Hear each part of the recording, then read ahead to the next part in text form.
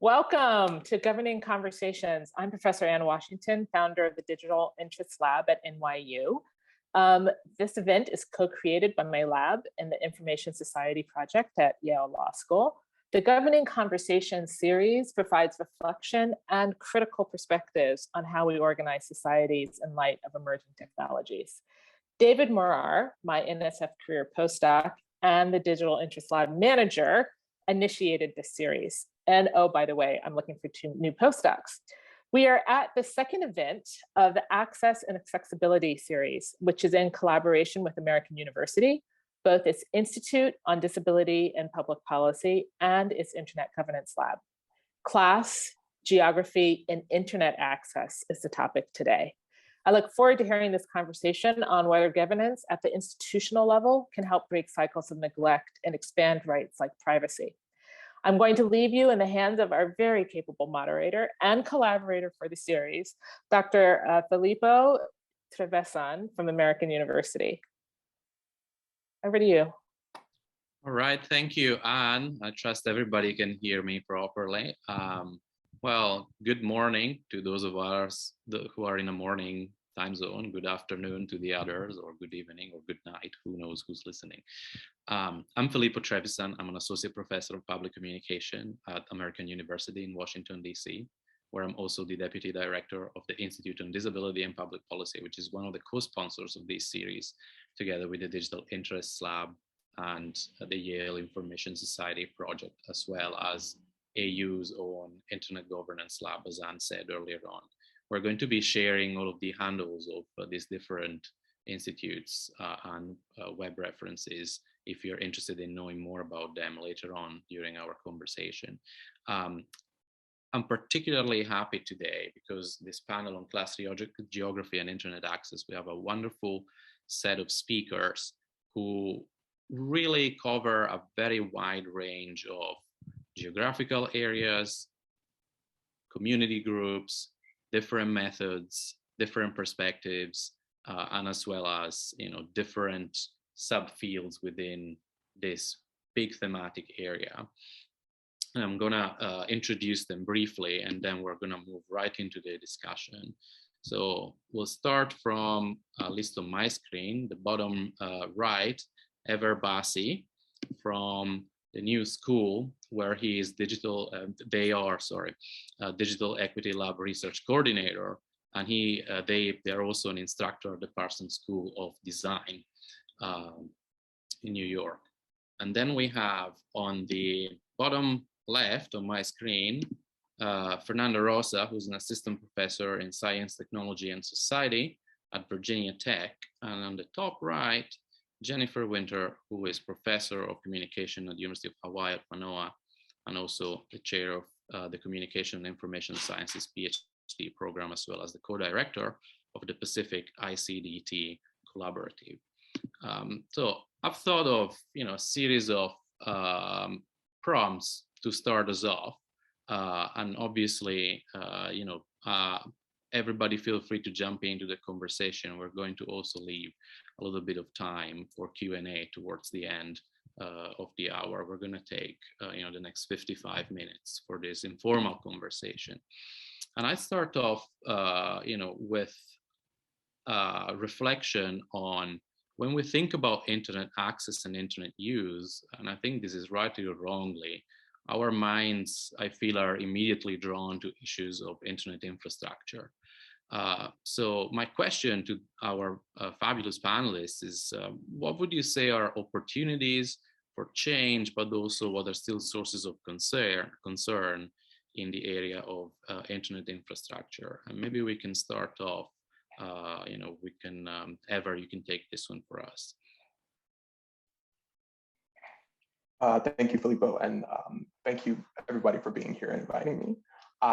When I think of issues related to internet and specifically how those draw on infrastructure, I think the issue is still the monopolization of this infrastructure and the lack of autonomy and like the kind of culture of dependency and exclusion that it creates, that it breeds. When I hear about increasing access and like adoption, it always, to me at least, it always seems like the conversation will eventually stop at like, will eventually stop when everybody's online. But being online, as we know, comes with so many things. It comes with educational resources and access to public services, but it also comes with data mining and targeted disinformation and surveillance. And so considering that particular groups of people specifically, and a lot of my work, under-resourced Black people and people of color who don't have access to the internet, when this vision of like broadband adoption is achieved, it seems like we will just be putting them in other exploitative systems. It'll have all these unintended consequences. But in my work, I'm really fortunate and excited to see opportunities for change being sussed out in places like Tennessee, Detroit, and New York. And there are more places, but these are just, I just happen to be in relationship with people in these areas. And so I can see and am participating in the kind of community technology and like change work that's happening along these lines. A few weeks ago, I was really fortunate to facilitate this exercise with a partner, and it was called, and this was through Community Technology New York. And so we go around and we train people on how to build local networks. But the beauty of the approach is that we are also we're doing this, we're teaching people about broadband and like infrastructure through a lens of climate justice and digital justice and racial justice. And so in this exercise that I was facilitating with my partner is called Don't Panic, Organize. And so essentially we are simulating like a large hurricane and like how the power goes out, and particular training that they've learned before through this training program of like digital stewardship, and like what networking technologies they have at their disposal, and how they can combine those with particular like community organizing skills and like resource sharing and resource mapping methods. And so, yeah, I just feel like leaning more towards like the autonomy that is possible through using broadband technology, and away from the like culture of dependency that could breed so many things, including surveillance and other forms of exploitation. I think it's what I am more fascinated by and interested in. That's great and so inspiring, and in looking at some of your work as well, not just in terms of this idea of technological autonomy, but also the way in which those who end up participating in these initiatives, the pedagogy that goes into it, and the very kind of culture appropriate and history contextualized within history. And so maybe we can talk a little bit about that later, but just hold that thought for now. And I was wondering, Fernanda, if you have some thought on this, maybe coming from a South American, Latin American perspective, both personally, but also in your work. Yeah, no, I feel fascinated with Ever, and I feel that passion as well. I think that when we are from above, like if we are using certain research methods where we look from above, we can't see that happening, because some of the internet protocols that we have cover this for many different reasons, because the values that are embedded in infrastructure do not allow us to see that. But if we use these methods that are more ethnographic methods that allow us to connect to people and then see what they are designing at this very moment, the internet is much, much more than big techs. And I think it's a struggle, and we need to be in this battle saying, is the internet only this privatized architecture, or it can be something else. Do we need to work under the idea of universality, or can we work under the idea of pluriversality? Thinking of pluriversal, like different ways of being. And when I say that, it's not any original thought here. I learned this with indigenous people, Celtal and Zapoteco people with who I work in Latin America. And what I see is, I don't know how long we discussed that, but I work with digital inclusion, and in the beginning of the 2000, I'd say, we had a discussion about, in the beginning, we were talking about infrastructure in terms of this is necessary for access, for internet access.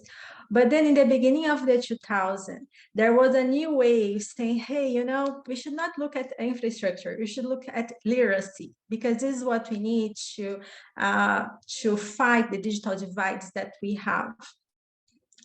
What I'm seeing now with these community networks, which I even prefer other terms like shared networks, where people are building their own internet to have access, to make their rights be valuable, the communication rights to be valuable. We are talking about infrastructure literacy. It's a different kind of literacy. It's still literacy, but it's about things that in the beginning we didn't pay attention. But now with all this scholarship, with how this internet is like much more present in our lives, people can be empowered in other ways. They are not just users, internet users, they are also making this internet to be built. And I'll be going in this direction, because the challenge today is that inequality is embedded in this internet infrastructure. The way that, as Ever said, it is privatized. The values of these private actors are embedded there. But what we should be asking ourselves, and also learning with people who are there, making that values present in this architecture, is what are the other ways of thinking and being and communicating in a way that we don't need to be under the umbrella of the big techs. And I think it's a huge challenge, but I think we need to face that. That's really great, this idea of pluriversal, and you know, I'm thinking of Jennifer's work as well in Pacific Island communities, and you know, the geography challenges obviously that are right front and center there, and I'm wondering how you think that relates to everything we've heard from the other panelists. Yeah, so we have really gaping disparities here in the state of Hawaii. And largely, as will be no surprise, we see that rural communities and particularly indigenous Hawaiians are often the ones that don't have access, even sometimes to things like electricity or water. So there's a whole bunch of related infrastructural issues. And certainly people with disabilities, however we are counting them, that's another issue that we might get at later, are also wrapped into that.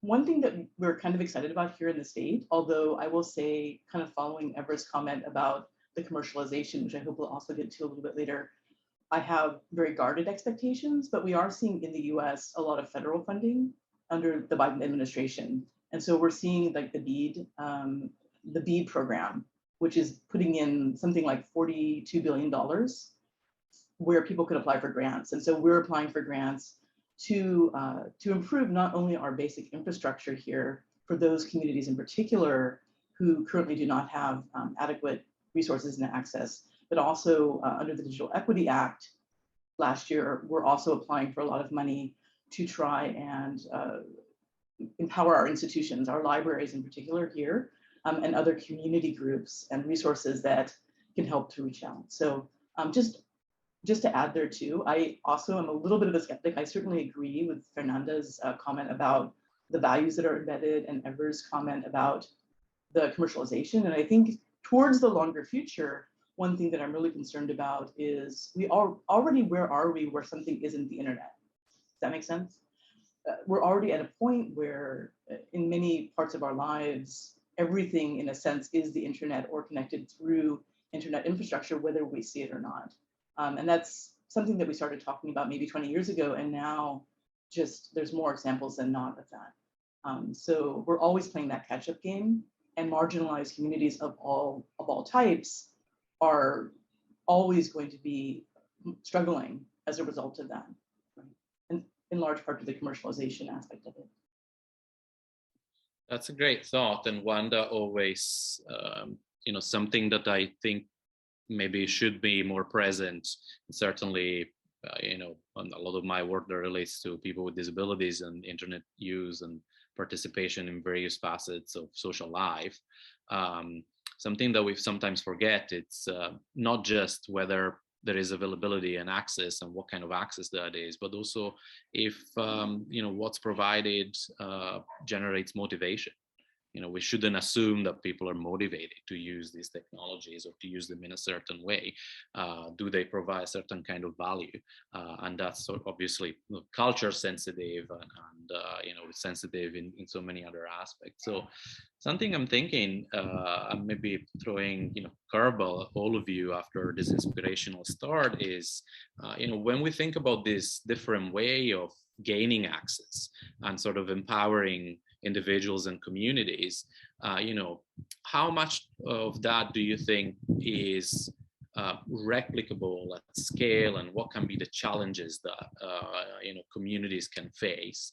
And obviously, every community is in part of a different context. So I'm just thinking whether you have any thoughts around that, whether models that you've seen applied in certain localities, how easily can they be translated elsewhere, or what problems might there be?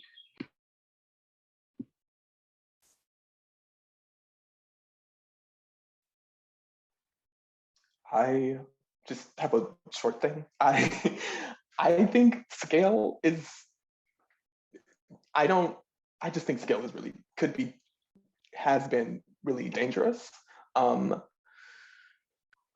There's just so much potential for unintended consequences when you have larger systems or like metrics that are created with so many people not being considered.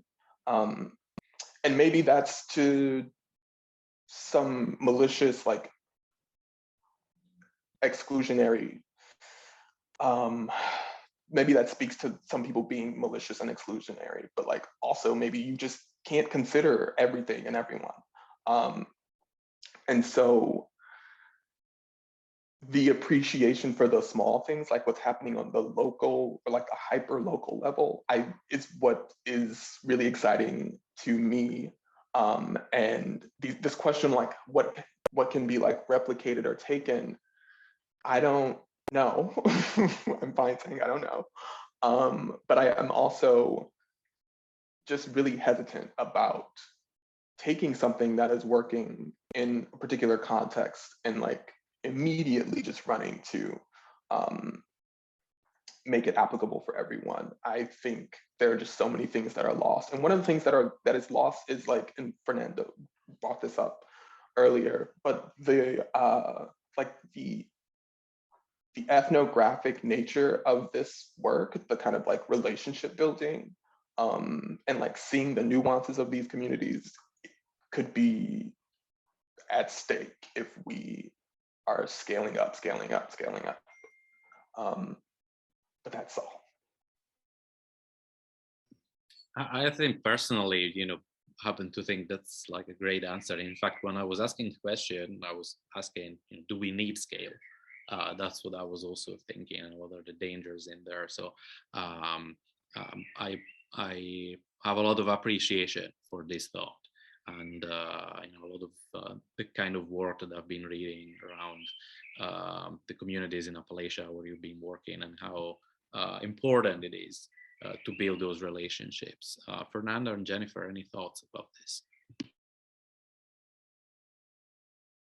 was going to add that here in the state of Hawaii, there's a really interesting community informatics project that was sponsored in part by the Internet Society, but really took a group in Waimanalo called Puhonua Waimanalo to design and actually build their own community network, which is still several years later working.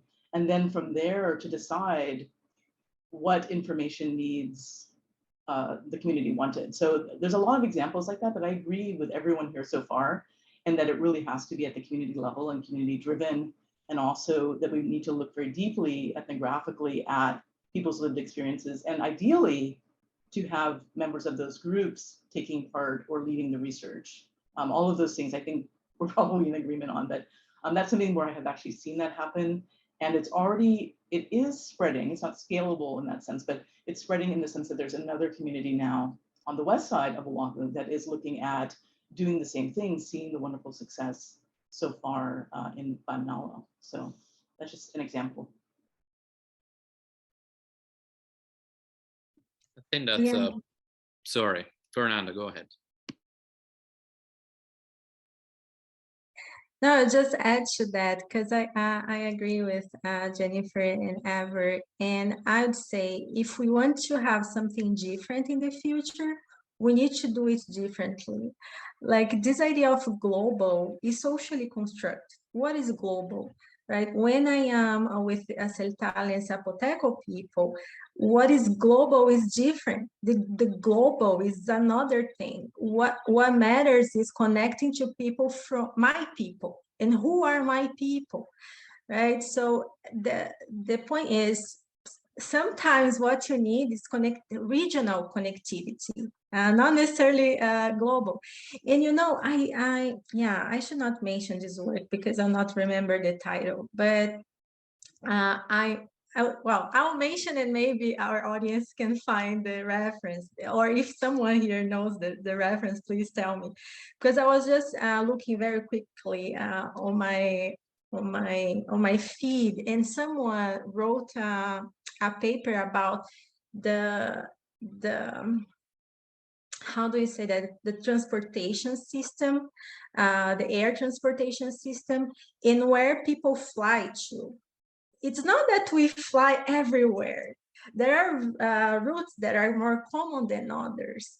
And I studied this transportation of data. And so I studied the transportation of data on the internet. And that's also true. Our data goes to certain nodes on the internet, not all nodes. And so I think, I don't know, indigenous people are teaching us that we don't need to think with this imperialist thought.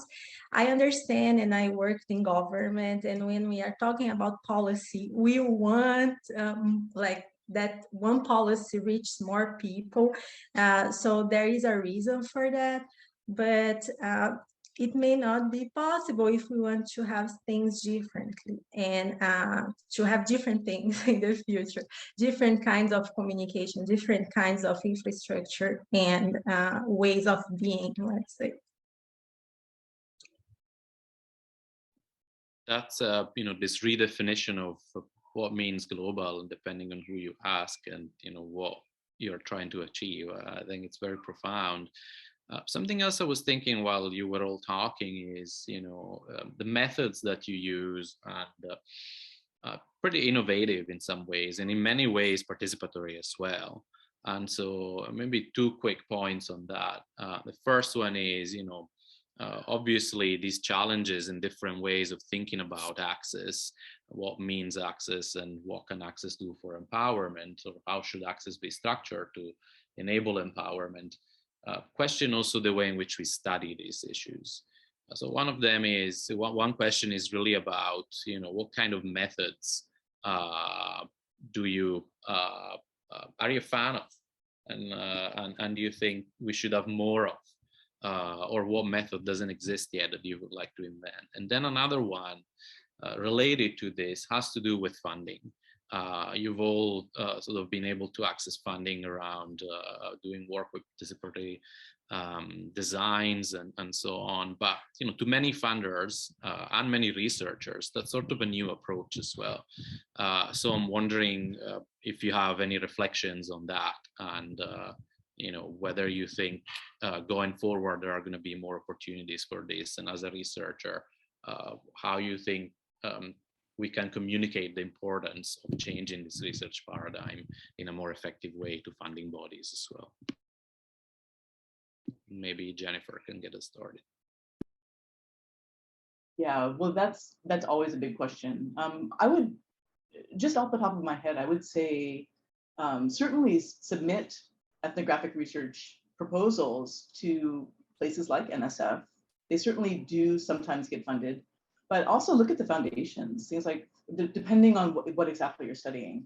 There's a lot of amazing foundations out there. Ford Foundation is one of them, where, again, depending on what you're proposing, as long as it's rigorous, and I believe that ethnographic research is rigorous, as long as we can explain that to the funder, and also, I think, address a problem and articulate its importance, right?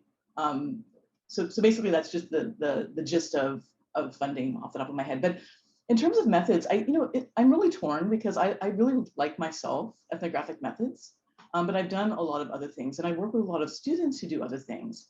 And there was one recently that I thought, I was having a discussion with a student that was talking about really wanting to use what he called like protected data analytics. So I was a little wary, but also kind of excited to help people who have Parkinson's play games, like digital games, because that's a big part of culture, right, for many people.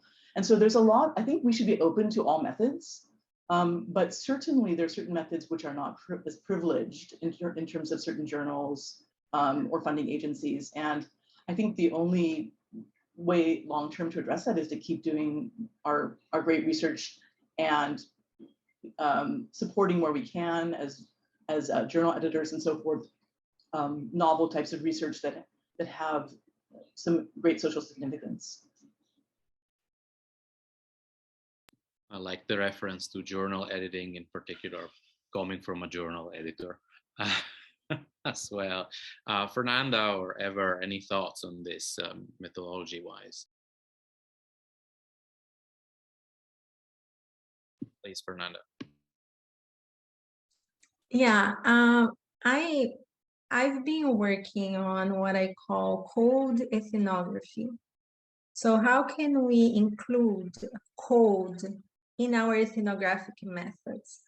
And this happens because when I started looking at how networks interconnect, that's what I'm more interested in. What is the politics of interconnection? If the internet is a network of networks, what happens when a local network wants to become global?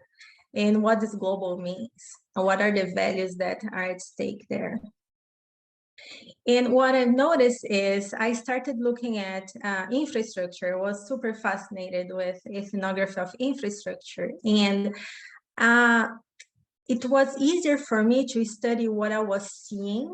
So we have a fascination about data centers. We have a fascination about sea cables because they are physical, and we still need more research on that.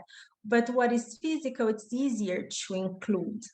But what about code that is there embedded is the logical aspect of all this physical reality. Actually, this logical part makes the physical happen because for you, there, like Wendy Schum says, you can only distinguish software and hardware if you think ideologically, because actually they are inseparable. So when I was doing research and I was listening to my interviews, they were talking about code in a way that I couldn't grasp completely. And for me, it was just the background of what I was doing until I realized that what if I bring that code to the conversation? What if I ask questions to the code and see what code can answer as other actors in this scenario? So I would say we know that there are more actors than we can grasp. It will depend on what is your interest as a researcher, what kind of actors you are more interested in. I decided to go into code because my work is on networks, but I think we can have many other kinds of ethnography. I think code ethnography is just one way of including code and studying it in context as part of that assemblage. It is there. We can ignore if you want, but it is there. So that's what I mentioned. I think that's so fascinating. And of course we can ignore, it would be easy to ignore it. Maybe that's why many people have, right? Or I'm just wondering as a follow-up, like practically, take us through a little bit of this, because I'm just fascinated by it in terms of asking questions of code and how you would do that. And, just if you have an example, I think this is just very interesting. Yeah, no, sure. So I study one specific code at this moment, which is BGP, that is the Border Gateway Protocol. This internet protocol is the protocol that allows networks to talk to each other. So our data can go from one network to another, from one point to another on the internet, because this language is spoken among routers. So what I started to see is, what if we analyze this code? In my case, I'm concerned with inequalities, I'm concerned with global south. So what if I do a symmetric study between, if BGP is talked by all networks, if I do a study comparing global south and global north, what BGP is speaking in the north and what is BGP speaking in the south? And then what I discovered is some numbers that we didn't know, like the inequalities that are under all this infrastructure that is necessary for our data to go from one point to another, shows that there is more, like the tendency of global south data go to the north is much higher than the opposite. When data is going to the north, the laws of the north, the laws of that countries are the laws that will govern that data. Even if it's for a second that your data is passing, traversing certain infrastructures, it's the law of that space, of that jurisdiction that is governing that data. And then we come to data sovereignty of indigenous people, because what happened is I was looking at BGP and I couldn't see that indigenous networks that I was studying as ever. Like, I was fascinated with that networks, and I said, okay, so I'm looking at BGP and I can't see these indigenous networks. Why? And then the problem are not the indigenous networks. The question is what BGP allows us to see and what it doesn't allow, what it renders visible and what it renders invisible. And then I do this kind of work, like analyzing the values and how the grammar of code. I talk in terms of grammar because it's a language. What is the grammar of code allow us to understand? And are the kind of questions, but never studying code alone, because that's, in ethnography, we never study anything alone, right? We are always studying them in context. So there is labor behind it, that are interests behind it. And we could ask these questions through any code. That's a great example. And I think, wow, we're discovering like sources and patterns of inequality that, frankly, I don't think many of us have given much thought about. So it's just valuable work. And I was thinking, if ever you have any thoughts and methods as well, reflecting on maybe what Fernanda said about never studying anything in isolation, and thinking about some of your work as well. I first want to say, Fernanda, that sounds incredible. I hope as I grow as an ethnographer to like pull some of these things from you, because that sounds amazing. I have found in my own practice, I'm a really strong believer in deep hanging out.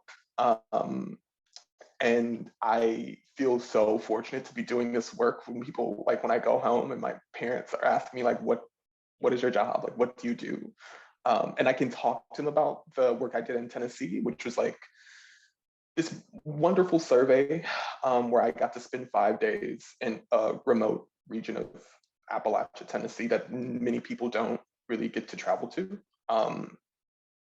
And during that survey, there were two things happening. There was like a technical survey, let's see which frequencies can penetrate through the trees and like what's too high and like where's the good line of sight. But I wasn't doing any of that because at the time I didn't understand the tech. But I understood the people. And so I just really got to spend 5 days just like enjoying their company.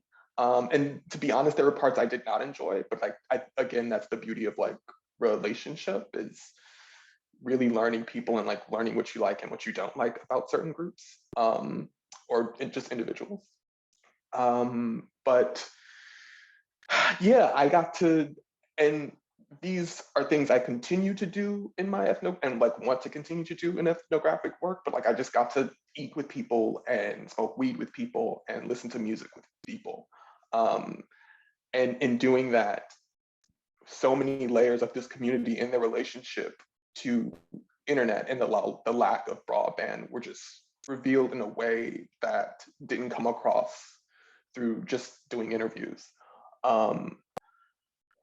And like I said, as I grow more in this field, I want to adopt. And again, another thing that has been so amazing about, I guess, my approach to this is that I get to learn about networking technology and broadband along with communities I'm working with. I like to practice participatory action research. And so we're not just doing research for research's sake. I hope nobody is doing that. But there is an impact component. We are like not really solving a problem as much as we are investigating something that we or this community finds undesirable. And so doing that with people has allowed me to also learn about the internet and infrastructure. But I just get to do that by hanging out. And yeah, that's something I just really appreciate. That's so important, and in so many ways, I wish we all had more opportunities to really engage with our research participants in that way. And I just reflecting on a lot of my own work as well. Whenever I've been able to do that, it's really opened up a different perspective on everything. And this is really where this thought of motivation that I was mentioning earlier on really came from. And I mean, it's something that sometimes we take it for granted, but it really isn't. Something else that I'm interested in, and I see a couple of questions coming up already, so we're veering towards the last 20 minutes here, and I'm going to just ask those who are listening if they have any questions to put it in the Q&A, and we'll go to that maybe after this next question, which is around privacy, and something that was mentioned at the beginning of our conversation. If we think about access and being connected and benefiting from internet use as a fundamental right, but can we make that compatible with a fundamental right to privacy, and particularly in our current technological environment? And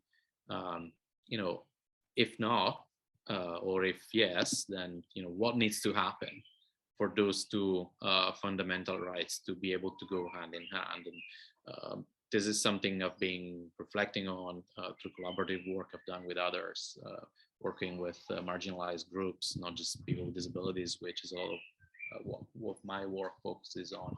And so I'm just, thinking this is a big question going forward. Can we can those two rights, go together? Are they compatible? How do we do that? Maybe we'll start from Jennifer. Thanks. Yeah, that's a huge question. My take on it is that it's not only for marginalized communities, but across the board, we just need better data protections. We're seeing that in some parts of the world, and we're seeing ripple effects of that. Obviously, things like GDPR in the US, individual state laws, but we really also have a big tech problem, which is linked to Ever's earlier comment about the commercialization. And so there's a huge inertia against making meaningful change. Let me just start by saying that. But the way that I think we would do it is to get a better handle, and I don't have an exact definition for what this would be, on corporatism. That's obviously a huge one, but in particular, the data that is sort of the lifeblood of this economic and social apparatus, right? So that would be the first, and certainly not the only, but I'd say we have to start there. Thank you. I can certainly think of, the European context maybe being stronger in regulation on that. Although I always think I've been spending some time in Europe during this semester, and constantly when you approach a new website, you're reminded of what cookies might be put on your device and so on, and you're asked to accept or reject, and it just that's due to regulation. But the way in which it's implemented, I also think really conflicts with people just wanting to get to the website and maybe saying yes to what they don't necessarily understand sometimes in order to do that. So it's interesting how that's then, it's challenging to implement in ways that make sense to people or don't get in the way of, busy lives and whatever information people might need. Fernanda, do you have any thoughts on this issue of privacy? Yeah, this is a complicated question, I agree. Especially because technology allows us to do so many things, but we should not do everything that technology allows us to do. And there is an ethics behind everything in communication that I think our community failed in making the case. Because when we talk about genetics, for example, it's much easier for the public to understand what is at stake there, the ethical aspects of doing like experiments with our genes, for example. What about experiments with our data, right? And then because we don't see that as something dangerous, we kind of, the law will always come afterwards in this case, but it could come earlier if we understood that the ethical aspects of that. Because once we have that pragmatics, that ethical tenets, we'd say, hey, we should not go in that direction. We should stop here. This should not be done.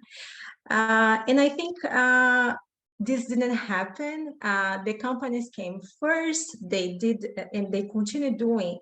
They are trying to discover other ways of gathering data in ways that they are not doing yet. Because data could be everywhere, right? Data, if you decide to collect, then this is data. At this moment, everything is around us. But if you decide to collect, what is the temperature around us? So it becomes data.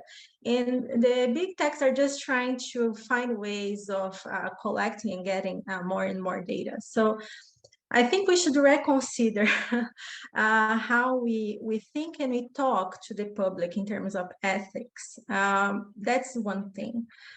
But the other thing, I don't know if we have time, it's talking about sovereignty. Because the whole point when we are using the internet to communicate is that you don't know who is gathering your data. Once you send an email, you think of your internet service provider and you think of your email, your content provider. But on the way, there are many other intermediaries. In many ways how your data can be accessed. And I would say, to finish, that feminism can help us deal with that much better than the frameworks we have today. Because I think that in feminism, we think about data, we think about bodies. And if we connect data and body, then this is a huge, it's not only a metaphor. I think it's how we should frame what data is. Because if it's part of us, if it's part of our body, what is the kind of care that we are having when it comes to that? And I'll just mention Varon and Peña, who are doing an amazing job from Latin America, thinking about how consent is just a failed way of dealing with data, because consent should be much more rooted in our lived experiences and how our body speaks. So I would say we should also rethink theoretically how we see privacy to create ways to protect more ourselves. And these are all great insights, and particularly this issue of consent. And I'm thinking of the issue of time as well. I worked on a collaborative piece on open science last year, and really the issue of change over time and what constitutes valid consent in data practices. It's a big question. I mean, it's, how do you go back and think about what changes there might have been in your life and what that means for your data that's now stored and accessed by who knows what at that point. So it's very, very important. Briefly, before we go on to, we have a couple of questions, but I was just wondering if ever you wanted to comment on this as well, maybe from the perspective of the groups and the communities you work with, in being unconnected, is privacy a concern, and how does it factor into all of these participatory practices? Yeah, so privacy is definitely a concern. Some ways that I've seen it intertwined into the local networks is that I know of some local networks that are innovating their approach to the terms of service. And so instead of just deciding what it is, it's like constructed in a more collaborative way with the residents that would be using the service. Other like local ISPs that I know about have committed to only holding on to data for a certain period of time. And so like after whatever that period is, whoever would request data from them, they wouldn't be able to provide it. And that's just another way to like protect the privacy of the user. I do want to echo something that I heard Jennifer say, which is like, this is a big tech issue, and I don't really see them giving up the throne in the way that they have it. So and like so many people know this already, but like this is just about to be such a fight. It is and has been such a fight. And I think it's clear by now that I do strongly believe in like the small and like the local and the hyper local. But this is something I see as being like a big policy push because they just have the amount of resources, not just including data, that they have, and how those things will be used around election time and other significant periods it's just too significant to not contend with these things. Absolutely, and thinking of interactions between tech and government as well, and not just, I'm thinking of the US context here because many of us are doing work in that area, but not just at the federal level, but the state and city level as well, when I don't know, data collection on personal social media platforms or other types of platforms is occurring, and then it's cross-referenced with welfare databases, for example, and all of that. So there have been some examples in the likes of New York City and so on, and it's just concerning. Let me move on to questions. We have a couple of questions. The first one is maybe more of a technical question, but we'll see if anybody feels like taking it on. So it's from the audience. It says, thinking about the idea of infrastructure literacy, how do you think we could bring learnings about self-determination, power reclamation, and so on from the hyperlocal, community-led physical networks into principled engagement with cloud infrastructure, which includes everything from web search to email, apps, and platforms, and so on. Any of you have any thoughts on this?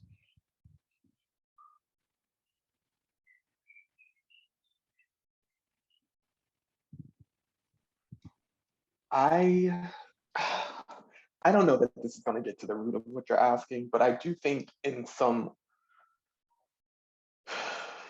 small way, I get to do that at the university, like I get to do that when I teach, like people who are not just like local, my neighbors, but are like people from all over the world who have come to this university with the idea of like getting a particular job in big tech. I need to use my opportunity in like the most strategic way to like engage with them, and for the brief time that I have with them over a semester, get them to understand the ramifications of what's happening and like what they could eventually be participating in. And I'm using the tools that I get from the local level, like the curriculum in digital stewardship which is informed by racial justice and climate justice, like I am implementing those in the class. I get to do that. And while I can't control and don't want to what happens after students are in my class, I am really hoping that, this brief period that we have together is impactful.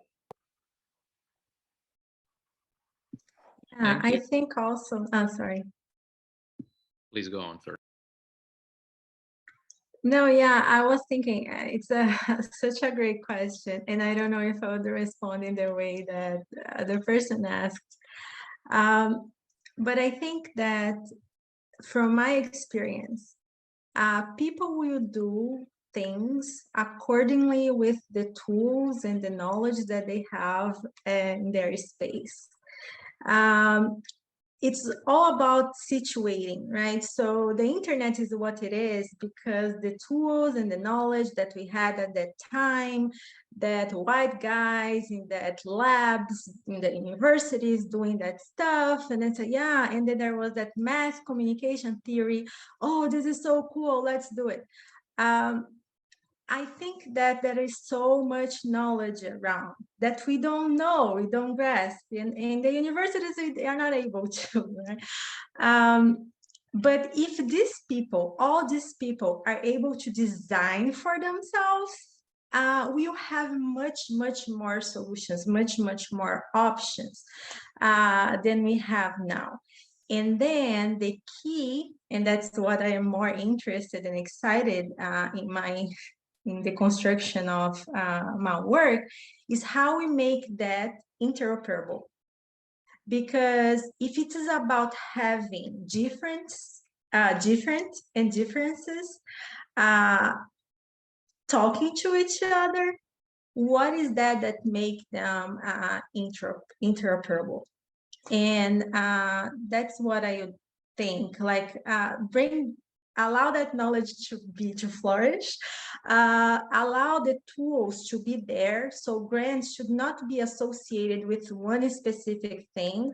Like, you don't know what we can get out of this project. Like, give the grant, trust the people, and see what happens. And then I think it's magical and it's fire when you have resources and people are really interested in making things happen. I'm firmly with you on that one. I don't know if Jennifer had any thoughts on this, or we can move on to another question. Move on. These were great responses already. And sure. Another question we have is, somebody from the audience writes, I hear a through line here on visibility and invisibility, and of the code and populations and of communities.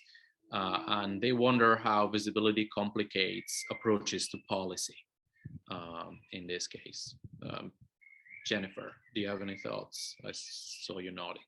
We have a paper under review that actually touches on this. So we're looking at medical systems, in particular, continuous glucose monitors, insulin pumps, and so forth, and the various governance that's happening, much of which is invisible across a variety of actors. And so I think it's super important. And I think Fernanda's work obviously touches on this very explicitly, this idea that if we have to, I guess, as she said, embody data or the other issues that we're talking about, if we want people to understand the stakes and so forth. So yeah, there's a lot to unpack here. It's a great question, and I'd be happy to continue the conversation. I'll save some time though, obviously, for the other respondents, given our quickly approaching. Thank you. Any other thoughts? And in the meantime, I put everybody's Twitter handle on there who contributed to today. Ever, I'm not sure you're on Twitter, but I thought I would share the very thoughtful blog. Not in a public way. Okay, where I thought, the blog post about your work was very interesting. So I thought, why not? Let's share that one if people want to get in touch. Any other thoughts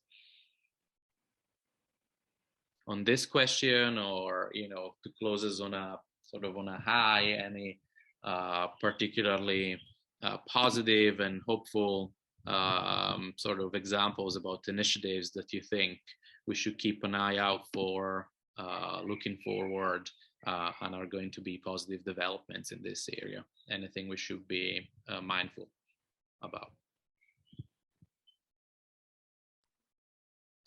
I am really happy to say that I am working with a group of digital justice organizations under the umbrella of the Community Technology Collective. And we're working to develop a community internet trust. And essentially it would be similar to a community land trust, and where the residents own and have autonomy, decide what happens to land and property assets. But in this sense, the community would have ownership over the communications infrastructure and all the assets that encompass that. This is pretty new. We've had like a few really impactful roundtables last summer, and now we've developed a framework and like a set of principles to like guide this work, because we are all aligned in the understanding of like what has happened before with data and infrastructure, and like what we need to do to change that, how we don't want to be aligned with that. And this summer we're meeting at the Allied Media Conference to share our research and progress so far with partner community members. And so I'm just really excited to continue that work. Thank you. Yeah, we're right on time, but any closing thoughts, Jennifer and Fernanda, maybe 30 seconds. No, but thank you again for this wonderful, wonderful event, and very, very wonderful to meet the panelists as well. Thank you all, and thank you to NYU's Digital Interests Lab, David Morar in particular, for helping us put this on. And I remind you, there's going to be another one of these events that's going to focus on access, culture, and intersectionality on June 30th at the same time. And we're going to be announcing speakers for that very soon. So from Italy, the East Coast of the US, and from Hawaii, good morning, good afternoon, and good night to everybody. And this is to be continued. Thanks very much. Thank you.